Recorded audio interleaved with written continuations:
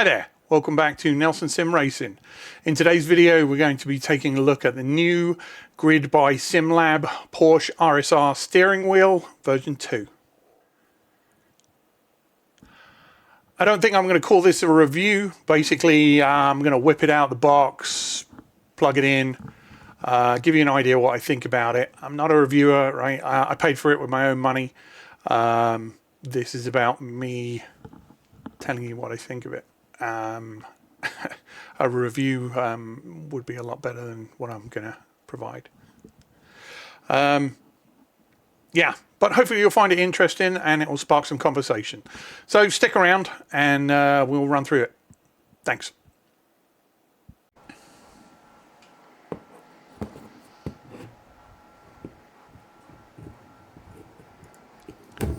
Right, first things first, let's get the damn thing out.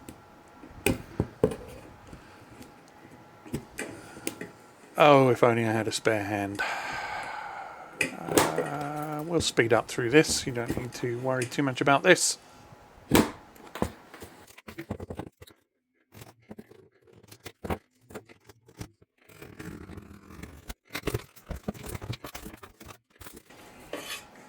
And as should be a surprise to no one, inside the box is some packing material and another box. Exciting stuff. Delay the moment. And there it is, everyone. The box.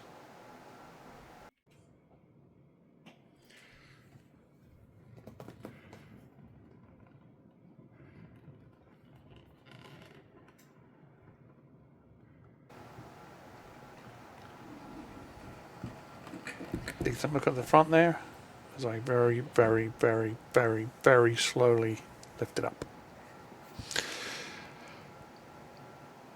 First thing you can see there, QR code to get you to the online manual. But nobody's going to look at that. But I'll hold it up in case you want to pause it and look at the online manual.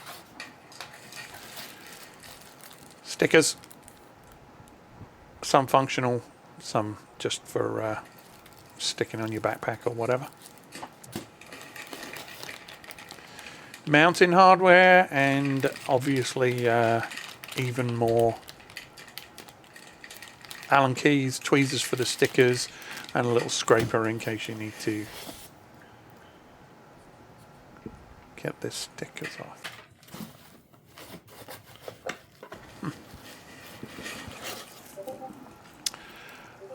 There's your curly thingamy cable. Not knowing the name of things will become a theme, so just know that.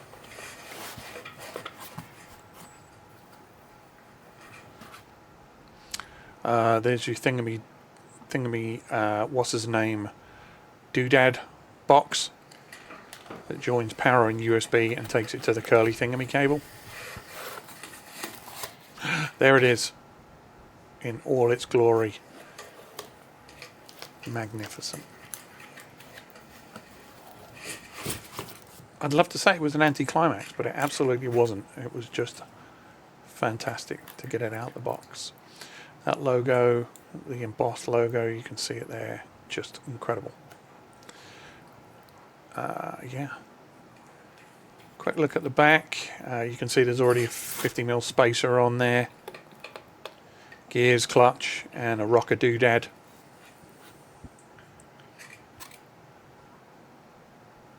And you can see some of the encoders there in there. Beautiful anodized aluminum. And a close-up on some of the rotary encoders there. One thing you can see from that picture real clearly was the additional feature they've got on the buttons that should make positioning the labels much easier, which was one of the upgrades they touted over the version 1. Inside this box we've got power. Just whip that out. There you go. Comes pre-configured for power in Freedom units,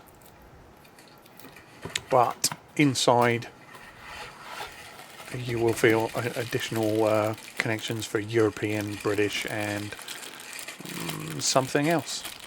And a good look at my thumb there. But yeah, there you go. So US gets the default. Okay, so once your wheel's out of the box, first thing you're going to have to do is attach a quick release. In my case, I'm going SimCube, so you've got to attach the SimCube base, quick release to the base. One point of note is the screws that come with the wheel and the screws that come with the quick release assume a different orientation of the spacer on the back of the grid wheel. What you have to do is do the front to back installation, which is in the SimCube installation instructions. You'll need 6 M5 by 20 mil screws, 12 washers, and 6 locking nylon locking nuts. Installing them is a pain in the ass, but you know, get it done. Then fit your quick release. Then you've got all the cabling gubbins, which I will describe as PC USB cable to thingamajig, power to thingamajig, the thingamajig itself, and then a curly wire which comes out of the thingamajig into the back of the wheel. Interesting point of note, although it looks the same, it's different pinouts to the GSI wheel. I think there's 6 pins in the back of this as opposed to 4 in the GSI wheel, and it's infinitely harder to attach when you can't see it than the GSI one. So if by some miracle anybody from Grid SimLab happens to watch this video, go and get a GSI one and figure out why theirs is better than yours, because their wheel is about $600 less than yours, so everything about this should be better, and it's not.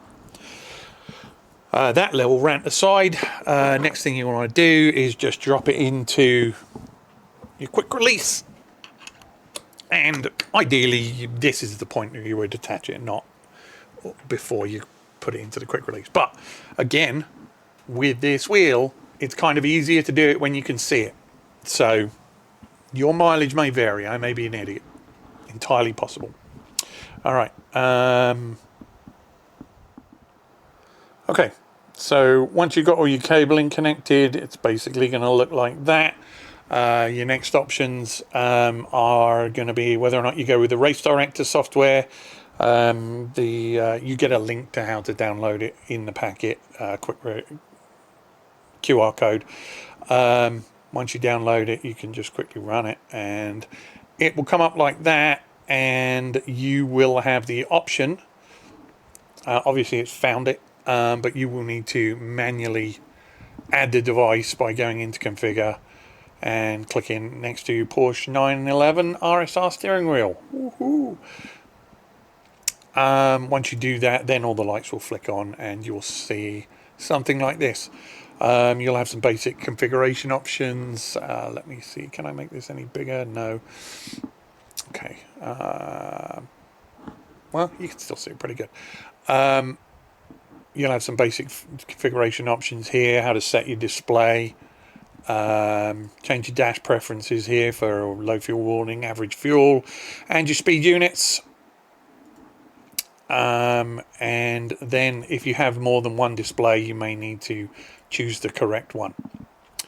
You can assign controls to change the dash page, like for example if you want to flick it forward and back with this, or press a button. You can do all that. Configuration of the LEDs is here to set a profile. It's pretty simple. There are some basic pre-configured ones. It will show you how the LEDs are going to act and all the buttons. There. So if you want to change what the button does, you can configure those in here.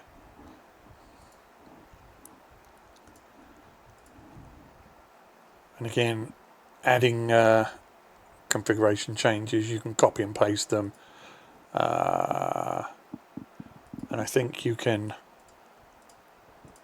add conditions where you twist them and they flash and things like that. I don't know too much about it. But again, this is not a review. This is just me messing around with it. Okay. The other option, so if we kill that, the other option is the always popular SimHub. So we'll quickly load that.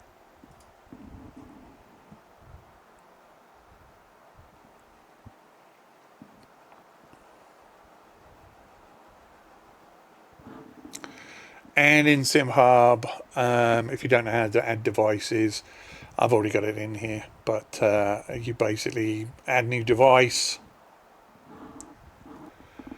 come down here to Grid SimLab, pick the RSR, click it, and you should be off to the races. And what you'll come up with is this. Then you've got all your configurations in here, set your dashboard. This is the same as basically any other wheel. Set your super complicated LED profiles. I downloaded an LED profile set from the Grid Discord, and that works pretty good. It's got, for the most part, it's a little bit out of date because it doesn't contain the newest cars. So basically these are car specific, iRacing specific and car specific settings. And it's hugely complex and I don't really want to mess with it, but it works differently for each car. So you get the correct LED profile, like for example if you have the Mazda, then you have the LED profile of the Mazda and all kinds of things like that. Dash page as noted.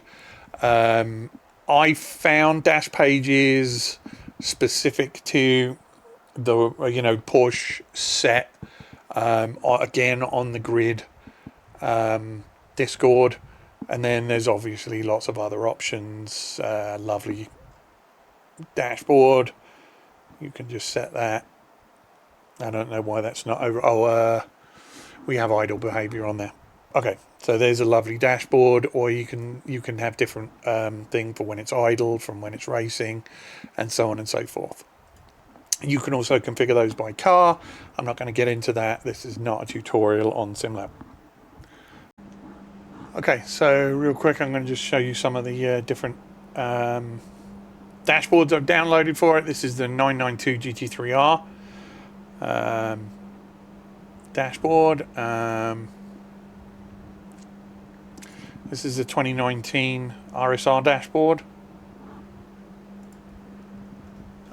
What else do we got?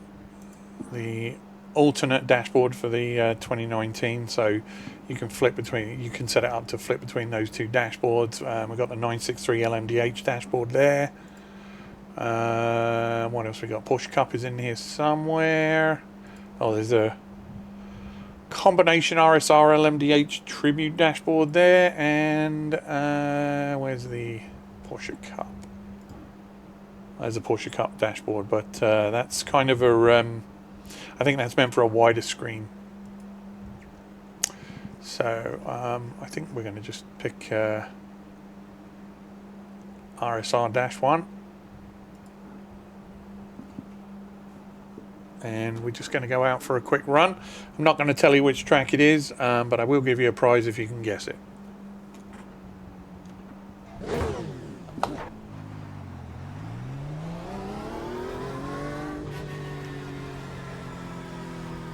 I guess we should match. Let's quickly.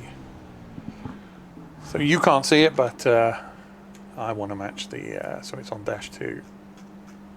There. And that should pretty much match. That's pretty close.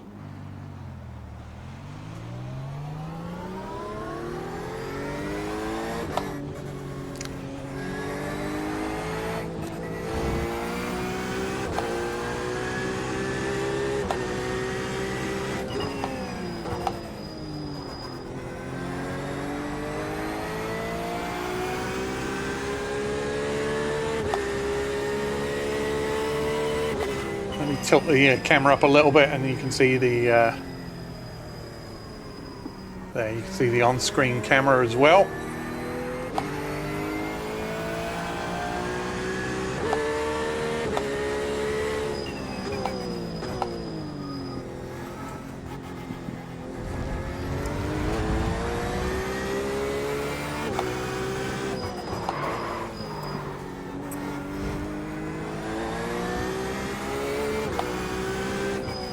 So, as you can see, it's a lovely big screen. Really bright and clear. It's a big improvement. It's one of the biggest improvements over the version 1 of this wheel.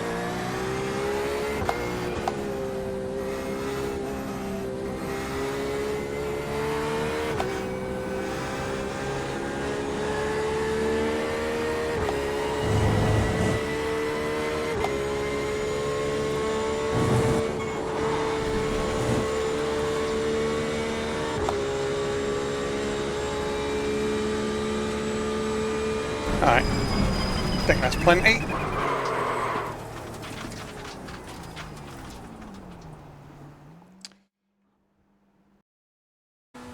So, thoughts on the wheel? Well, first and foremost, it looks spectacular.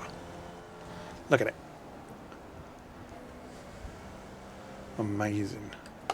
The screen is a delight. It's so big and so bright. I don't know if any other wheel manufacturers are making wheels as big and as bright as this at the moment, but they certainly, you know, the high-end ones certainly need to start now, because they got some catching up to do if they're not already doing this. The Porsche licensing is executed pretty much flawlessly. The font's perfect. And the emblem, again, the emblem, I would argue that the emblem looks and feels nicer than the one that's on my car. Although, in fairness, my car's 20 years old, so yeah.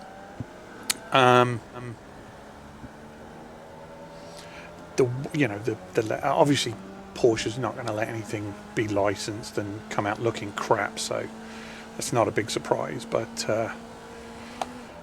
the way the wheel feels, the grip, it's tacky, it's soft to a point, and then, you know, it's firm but it's compliant, I guess is the best way to put it. Go left, right side, go left, clear the right. There's just enough squish to make it comfortable, but there's no hint that it's cheap materials or anything like that. There's basically no flex in the wheel, in the main body of the wheel under normal circumstances. You could argue that these bottom pieces down here, you can flex them if you really want to, but unless you're doing pull-ups on them, I don't know why you would. So yeah, the rotary encoders, all of the rotary encoders have satisfying clicks. They're easy to move with one thumb. You know, the thumb dials are easy to move with one thumb.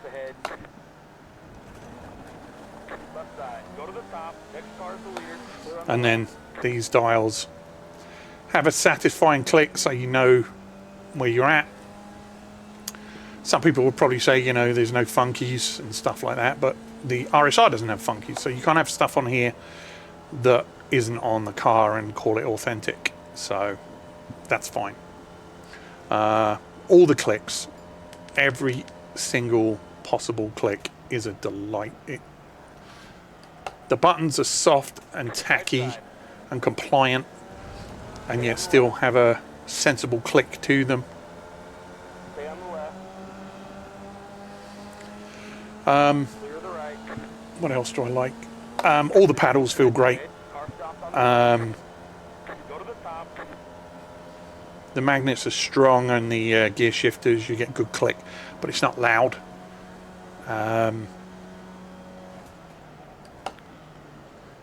So you can hear it, but it's not like you're not banging pots and pans together. The rocker feels good. Yeah, everything about it feels good. What's not good? Oh, Clear the right. my driving. That's not good. The car in P1, just set the fastest lap. Okay, so this is a small thing, right? But the wrapping on the handles is ridiculous. Unwrapping it took an ungodly amount of time, and if you do anything more than just kind of pick at it gently, you're risking the finish that they've worked so hard to protect. So that's super annoying. There has to be a better way, like just a plastic tab, a colored tab on there that shows you where you need to start picking at it. Would be all it would take to change that from an incredibly frustrating experience to some extra ASMR, right? Peeling the label off the screen is a delight, but the stuff on here was horrendous. The sticker box, the sticker pack is not extensive enough. It really isn't. Given the cost of the wheel, you should be drowning in potential stickers. What you get is one sheet of mostly authentic options for the wheel. Things like a drink sticker, which makes no sense and has no value in sim racing. But also there's a sticker that says "send it." So again, that's poorly thought out. In an ideal world, you'd have a way, you should be able to customize and select at the time of purchase what wheel pack, what sticker pack you want, right? Do you want an iRacing sticker pack? Do you want an ACC sticker pack? LFM? Do you want an authentic Porsche sticker pack, right?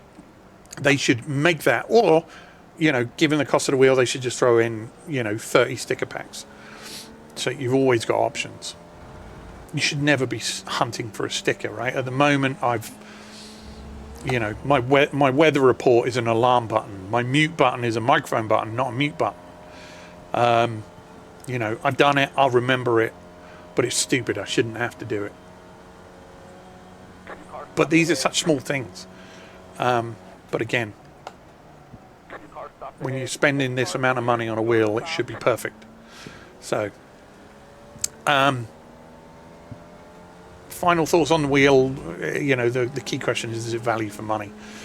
I can't answer that question. I can tell you that if the cost of this wheel isn't an obscene thing to you and you can afford it, you are going to end up with an absolutely fantastic piece of kit. I can't say enough about the screen. I've said it before, I'm saying it again. It looks just beautiful. And everything about it feels premium. So, yeah, it's not for everyone, that's for sure. But I guess there's some people who stopped ahead. So yeah, there's not too much to say beyond that. If you want an absolutely stupendously good wheel and you can afford it, you could do a lot worse than buying this one, that's for sure. I think that's it. Hopefully you enjoyed this video and you found it informative. If you did, give me a thumbs up. Subscribe. Say hi in the comments. If you've got questions about the wheel, throw them in there. Happy to answer them. If I need to do a follow-up video or something, just let me know.